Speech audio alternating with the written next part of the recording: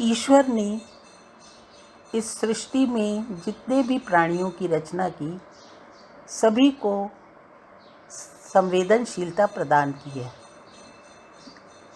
प्रत्येक प्राणी में इस संवेदनशीलता का स्तर और उसको महसूस करने का उसकी दृष्टि अलग अलग होती है। अपनी शारीरिक और मानसिक संरचना के अनुसार हर कोई इस संवेदनशीलता का अनुभव कर सुखी और दुखी होता रहता है। संगीत प्रेमी जो व्यक्ति होता है वह संसार की प्रत्येक वस्तु में संगीत का अनुभव करता है। कभी वह पीड़ित और लाचार मानवता का चीत्कार और क्रंदन सुनकर उसका हृदय करुणा से भर जाता है, तो कभी सुहानी भोर में चिड़ियों की चहचहाट सुनकर उसका हृदय माधुर्य भाव से भर जाता है। कभी प्रकृति की गोद में बहते हुए कलकल निनाद करती हुए नदी और झरने उसके अंदर संगीत का प्रादुर्भाव करते हैं, तो कभी उन्हीं नदी और झरनों का विकराल रूप देखकर, रौद्र रूप देखकर वह भय से सिहर जाता है। इसी तरह विभिन्न संवेगों का अनुभव करते हुए जीवन गुजरता रहता है। वह अपने अंदर एक अशांति भी अनुभव करता है और चाहता है कि वह समुद्र का वह शांत रूप प्राप्त कर सके, जहाँ संगीत भी हो पर शांति भी हो।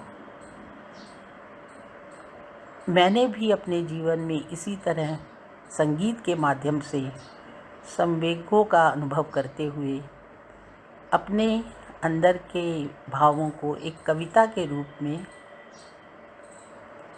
लिखा है। वह इस प्रकार है। साज़े ज़िंदगी बेसुरा हुआ जाता है, साज़े ज़िंदगी बेसुरा हुआ जाता है, धैवत मिलाओ तो पंचम मचल जाता है, धैवत मिलाओ तो पंचम मचल जाता है, मध्यम हो यदि सुर में तो गंधार बिगड़ जाता है। जीने को तो बेसुरेपन में भी जी रहे हैं लोग, जीने को तो बेसुरेपन में भी जी रहे हैं लोग, हंस रहे हैं ठठा रहे हैं लोग, हंस रहे हैं ठठा रहे हैं लोग। पर जो संगीत का ज्ञान रखने वाले हैं उनका मन इस तरह की हंसी ठठाहट से प्रसन्न नहीं होता, संतुष्ट नहीं होता।